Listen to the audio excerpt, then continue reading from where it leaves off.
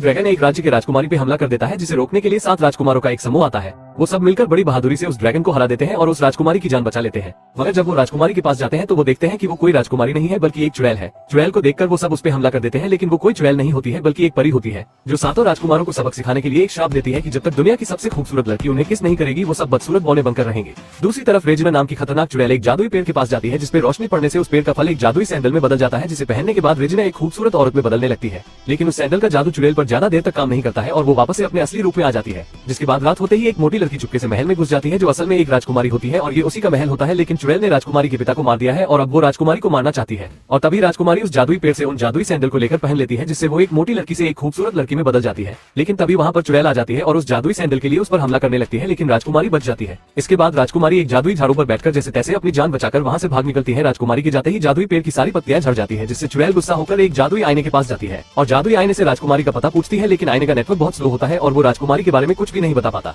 दूसरी तरफ सातों बोने जब अपने घर पहुंचते हैं तो उन्हें एक जादुई झाड़ू पेड़ में फंसी दिखाई देती है, जिससे उन्हें लगता है कि कोई खतरनाक चुड़ैल उनके घर में घुसा है, जिसे मारने के लिए सातों बोने उस पर हमला कर देते हैं। लेकिन राजकुमारी को देखते ही सभी बोने उसकी खूबसूरती पे फिदा हो जाते हैं, लेकिन एक बोना राजकुमारी को चुड़ैल समझकर पीछे से एक तवा जड़ देता है, जिससे राजकुमारी बेहोश हो जाती है। राजकुमारी की जब आंख खुलती है तो वो सातों बोनों को अपने सामने पाती है, लेकिन तभी राजकुमारी की नजर एक शीशे पर पड़ती है, जिसमें वो खुद को इतनी खूबसूरत देखकर हैरान हो जाती है। दूसरी तरफ चुड़ैल एक राजकुमार के पास जाती है और उससे कहती है कि अगर तुम्हें दुनिया की सबसे खूबसूरत लड़की से मिलना है तो इसे ढूंढ कर मेरे पास लेकर आओ। चुड़ैल की बात मानकर वो राजकुमार उस लड़की को ढूंढने के लिए मान जाता है और यहाँ राजकुमारी अब उन बोनों के घर में ही रहने लगती है। मगर रात होते ही राजकुमारी को जंगल में से अपने पिता की आवाज आती है और वो उस आवाज का पीछा करने लगती है, लेकिन वो उसके पिता नहीं बल्कि चुड़ैल का भेजा हुआ एक राक्षस होता है और वो राजकुमारी पर हमला करने ही वाला होता है कि एक बोना आकर उसे बचा लेता है। जिसके बाद बोना राजकुमारी से आगे जाने को बोलता है और खुद रुककर उस राक्षस का सामना करता है, लेकिन वो राक्षस तो एक ही बार में बोने की चटनी बना देता है और राजकुमारी के पीछे चला जाता है। वो राजकुमारी को कुछ करता कि इससे पहले ही एक और बोना आकर उस राक्षस पर हमला कर देता है और उसे मार गिराता है, लेकिन इस बीच वो खुद घायल हो जाता है और वो राजकुमारी से कहता है कि अब मेरे जाने का समय आ गया है। तभी वहाँ पर 2 और बोने आ जाते हैं और तब पता चलता है कि ये भूतनी का तो बस नाटक कर रहा था। जिसके बाद सभी बोने राजकुमारी से जंगल में आने का कारण पूछते हैं।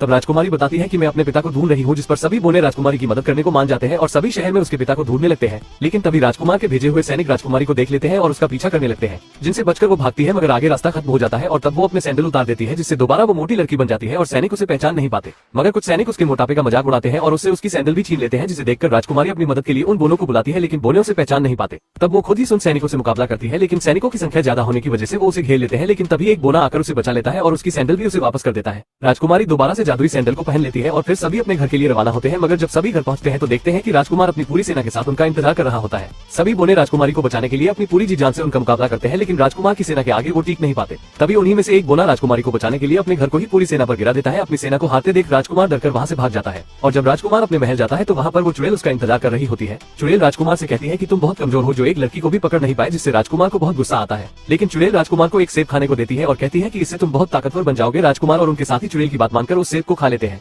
लेकिन वो ताकतवर नहीं बनते बल्कि वो एक बड़े से मॉन्स्टर में बदल जाते हैं। जिसके बाद चुड़ैल उन्हें आदेश देती है कि सभी बोनों को मारकर उस लड़की को मेरे पास लेकर आओ। और यहाँ राजकुमारी मलिंग के साथ आसमान की सैर कर रही होती है और मलिंग का ध्यान नहीं होता और दोनों एक पेड़ से टकराकर नीचे गिर जाते हैं और अपने साथियों से बिछड़ जाते हैं। तभी इस बीच चुड़ैल के भेजे वही मॉन्स्टर इन पर हमला करते हैं, जिनका मलिन अपनी पूरी बहादुरी से सामना करता है, लेकिन वो मॉन्स्टर अभी भी उस पर भारी पड़ रहे होते हैं। मलिन राजकुमारी को बचाने के लिए उसे पुल की दूसरी तरफ जाने को बोलता है और राजकुमारी के जाते ही वो पूरे पुल को ही अपनी बिजली की शक्ति से उड़ा देता है, जिससे मॉन्स्टर खाई में गिर जाते हैं। लेकिन एक मॉन्स्टर मलिन को पकड़ लेता है और दोनों नीचे खाई में जा गिरते हैं। ये देखकर राजकुमारी मलिन को बचाने के लिए समुद्र में कूद जाती है और मलिन को बचाकर समुद्र से बाहर ले आती है, लेकिन इसी बीच उसकी जादुई सैंडल निकल जाती है और उसका असली चेहरा मलिन के सामने आ जाता है। जिसके बाद राजकुमारी मलिन को अपनी पूरी कहानी बता देती है कि कैसे उसे ये जादुई सैंडल मिल गए, जिनसे वो खूबसूरत बन गई। लेकिन मलिन उससे बात नहीं करता और वहाँ से चला जाता है, जिससे राजकुमारी को लगता है कि वो मुझसे नहीं बल्कि उस सुंदर लड़की से प्यार करता है। इसलिए राजकुमारी दोबारा से उन्हीं जूतों को पहन लेती है। तभी मलिन उसके पास आता है और उसे खाने के लिए एक सेब देता है। राजकुमारी इस सेब को खाती कि उससे पहले ही असली मलिन वहाँ आ जाता है। दरअसल ये मलिन नहीं बल्कि वो चुड़ैल होती है, जो राजकुमारी को पकड़ने के लिए मलिन के रूप में आई होती है और तभी वो राजकुमारी को पकड़कर अपने साथ ले जाती है। राजकुमारी को बचाने के लिए मलिन भी उसके पीछे पीछे महल में चला जाता है, जहाँ चुड़ैल मलिन को पकड़ लेती है और राजकुमारी से कहती है कि अगर इसकी जान बचानी है तो तुम्हें ये सेब खाना होगा।